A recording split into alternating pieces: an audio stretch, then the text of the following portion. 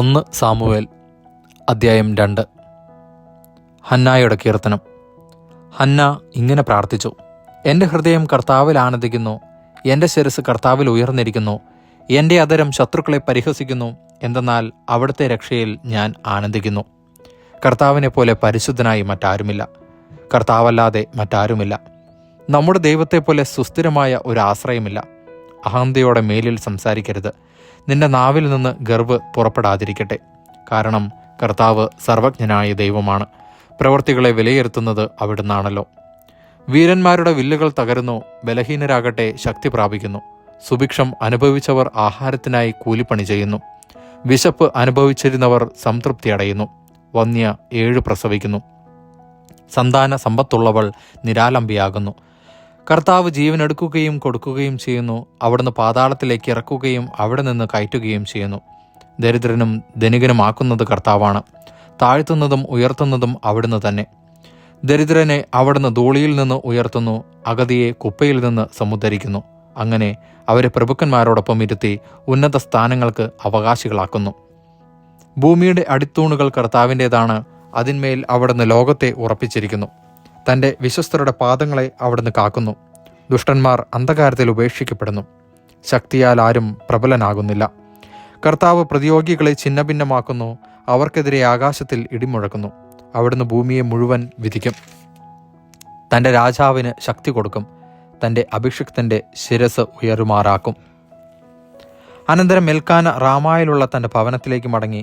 ബാലനായ സാമുവേലാകട്ടെ പുരോഹിതനായ ഏലിയുടെ സാന്നിധ്യത്തിൽ കർത്താവിന് ശുശ്രൂഷ ചെയ്തു പോന്നു. ഏലിയുടെ പുത്രന്മാർ ദുർമാർഗികളും കർത്താവിനെ ബഹുമാനിക്കാത്തവരുമായിരുന്നു.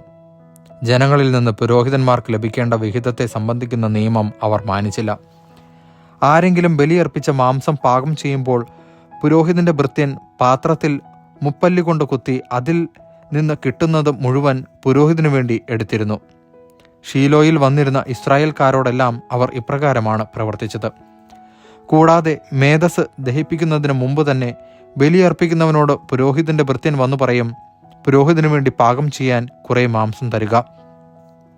പച്ചമാംസമല്ലാതെ വേവിച്ചത് അദ്ദേഹം സ്വീകരിക്കുകയില്ല. ആദ്യം മേധസ് ദഹിപ്പിക്കട്ടെ, എന്നിട്ട് നിങ്ങൾക്കിഷ്ടമുള്ളത് എടുക്കാം എന്ന് തടസ്സം പറഞ്ഞാൽ പോരാ, ഇപ്പോൾ തന്നെ വേണം, അല്ലെങ്കിൽ ഞാൻ ബലം പ്രയോഗിച്ച് എടുക്കും എന്നവൻ മറുപടി പറയുമായിരുന്നു. ഏലിയുടെ പുത്രന്മാരുടെ പാപം ദൈവസന്നിധിയിൽ ഗുരുതരമായി തീർന്നു. അത്ര അശ്രദ്ധയോടെയാണ് അവർ കർത്താവിന് ഉള്ള അർച്ചനയെ വീക്ഷിച്ചത്. ബാലനായ സാമുവേൽ കർത്താവിന് ശുശ്രൂഷ ചെയ്തു പോന്നു. ചണനൂൽ കൊണ്ടുള്ള ഒരു വിശേഷ വസ്ത്രമാണ് അവൻ ധരിച്ചിരുന്നത്. ബലിയർപ്പിക്കാൻ ഭർത്താവിനൊത്ത് വർഷം തോറും പോകുമ്പോൾ അവൻ്റെ അമ്മ ചെറിയ ഉടുപ്പുണ്ടാക്കി അവന് കൊടുത്തിരുന്നു. കർത്താവിന് സമർപ്പിച്ച ഈ കുട്ടിക്ക് പകരം ഈ സ്ത്രീയിൽ നിന്ന് തന്നെ വേറെ സന്താനങ്ങളെ ദൈവം നൽകട്ടെയെന്ന് എൽക്കാനെയും ഭാര്യയെയും ഏലി അനുഗ്രഹിച്ചിരുന്നു. പിന്നീട് അവർ വീട്ടിലേക്ക് പോകും. കർത്താവ് ഹന്നായെ കടാക്ഷിച്ചു. അവൾ ഗർഭം ധരിച്ച് 3 പുത്രന്മാരെയും 2 പുത്രിമാരെയും പ്രസവിച്ചു. ബാലനായ സാമുവേലാകട്ടെ കർത്താവിൻ്റെ സന്നിധിയിൽ വളർന്നു. ഏലി വൃദ്ധനായി. തൻ്റെ പുത്രന്മാർ ഇസ്രായേൽ ജനത്തോട് ചെയ്തിരുന്നതെല്ലാം അവൻ കേട്ടു. സമാഗമ കൂടാരത്തിൻ്റെ പ്രവേശന കവാടത്തിങ്കൽ ജോലി ചെയ്തിരുന്ന സ്ത്രീകളോടൊത്ത് അവർ ചെയ്യിച്ചിരുന്ന വിവരവും അവൻ അറിഞ്ഞു. അവൻ അവരോട് പറഞ്ഞു: എന്താണ് നിങ്ങൾ ഈ ചെയ്യുന്നത്? നിങ്ങളുടെ ദുഷ്കൃത്യങ്ങളെപ്പറ്റി ഓരോരുത്തർ പറയുന്നത് ഞാൻ കേൾക്കുന്നു. മക്കളെ, മേലാൽ അങ്ങനെ ചെയ്യരുത്. നിങ്ങളെപ്പറ്റി ദൈവജനം പറഞ്ഞ് ഞാൻ കേൾക്കുന്ന കാര്യങ്ങൾ തീരെ നന്നല്ല. മനുഷ്യൻ മനുഷ്യനോട് പാപം ചെയ്താൽ ദൈവം അവനു വേണ്ടി മാധ്യസ്ഥം വഹിക്കും. കർത്താവിനോട് പാപം ചെയ്താൽ ആർ മാധ്യസ്ഥം വഹിക്കും? പക്ഷേ അവർ പിതാവിൻ്റെ വാക്ക് കേട്ടില്ല. കാരണം അവരെ നശിപ്പിക്കാൻ കർത്താവ് നിശ്ചയിച്ചിരുന്നു. ബാലനായ സാമുവേലാകട്ടെ കർത്താവിൻ്റെയും മനുഷ്യരുടെയും പ്രീതിയിൽ വളർന്നു വന്നു. കർത്താവ് അയച്ച ഒരാൾ ഏലിയുടെ അടുക്കൽ വന്നു പറഞ്ഞു: കർത്താവ് ഇപ്രകാരം പറയുന്നു, നിന്റെ പിതാവിൻ്റെ കുടുംബം ഈജിപ്തിൽ ഫറവോയുടെ ഭവനത്തിൽ അടിമയായിരിക്കുമ്പോൾ ഞാൻ അവർക്ക് എന്നെ തന്നെ വെളിപ്പെടുത്തി. എൻ്റെ ബലിപീഠത്തെ സമീപിക്കാനും ധൂപാർപ്പണം നടത്താനും എൻ്റെ മുമ്പിൽ എഫോദ് ധരിക്കാനും ഇസ്രായേലിൻ്റെ എല്ലാ ഗോത്രങ്ങളിലും നിന്ന് ഞാൻ അവനെ എൻ്റെ പുരോഹിതനായി തെരഞ്ഞെടുത്തു. ഇസ്രായേൽ മക്കൾ ദഹനബലിക്ക് അർപ്പിച്ചതെല്ലാം നിന്റെ പിതൃഭവനത്തിന് ഞാൻ കൊടുത്തു. എന്നിട്ടും എന്തുകൊണ്ടാണ് എനിക്ക് അർപ്പിക്കണമെന്ന് കൽപ്പിച്ചിട്ടുള്ള ബലികളെയും കാഴ്ചകളെയും നീ ആർത്തിയോടെ നോക്കുന്നത്? നിങ്ങൾ എൻ്റെ ജനം എനിക്കർപ്പിക്കുന്ന സകല ബലികളുടെയും വിശിഷ്ട ഭാഗം തിന്നുകൊടുത്തു. എന്നേക്കാൾ കൂടുതൽ നിന്റെ മക്കളെ നീ ബഹുമാനിക്കുന്നതെന്ത്?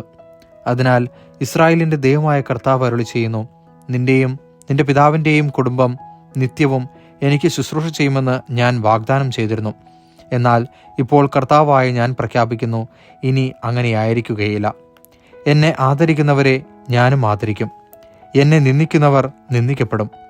വാർദ്ധക്യത്തിലെത്താൻ ആർക്കും ഇടയാകത്തക്ക വിധം നിന്റെയും നിന്റെ പിതൃകുടുംബത്തിൻ്റെയും ശക്തി ഞാൻ ക്ഷയിപ്പിക്കുന്ന ദിവസം ഇതാ അടുത്തിരിക്കുന്നു. ഇസ്രായേൽ ജനത്തിൽ മറ്റുള്ളവർക്ക് ഞാൻ നൽകുന്ന അനുഗ്രഹങ്ങൾ കണ്ട് നിങ്ങൾ അസ്വസ്ഥരും അസൂയാലുക്കളുമാകും. പക്ഷേ നിന്റെ കുടുംബത്തിൽ പ്രായം ചെന്നവരായി മേലിൽ ആരുമുണ്ടാവുകയില്ല. നിങ്ങളിൽ ഒരുവനെ എൻ്റെ ബലിപീഠത്തിൽ നിന്ന് ഞാൻ വിച്ഛേദിക്കുകയില്ല. കണ്ണീരുകൊണ്ട് അവൻ്റെ കാഴ്ച മങ്ങും, ഹൃദയം ഉരുകുകയും ചെയ്യും. നിന്റെ സന്താനങ്ങൾ വാളിനിരയാകും. നിന്റെ പുത്രന്മാരായ ഹോഫിനെയും ഫിനെഹാസും ഒരേ ദിവസം തന്നെ മരിക്കും. ഇത് നിനക്ക് അടയാളമായിരിക്കും. എനിക്ക് വേണ്ടി വിശ്വസ്തനായ ഒരു പുരോഹിതനെ ഞാൻ തിരഞ്ഞെടുക്കും. എൻ്റെ ഹൃദയ അഭിലാഷമനുസരിച്ച് അവൻ പ്രവർത്തിക്കും. അവൻ്റെ കുടുംബം ഞാൻ നിലനിർത്തും. എൻ്റെ അഭിഷിക്തൻ്റെ സന്നിധിയിൽ അവൻ നിത്യവും ശുശ്രൂഷ ചെയ്യും.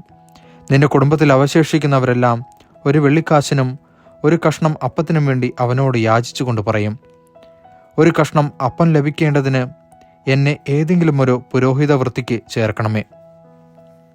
ദൈവവചനമാണ് നാം കേട്ടത്.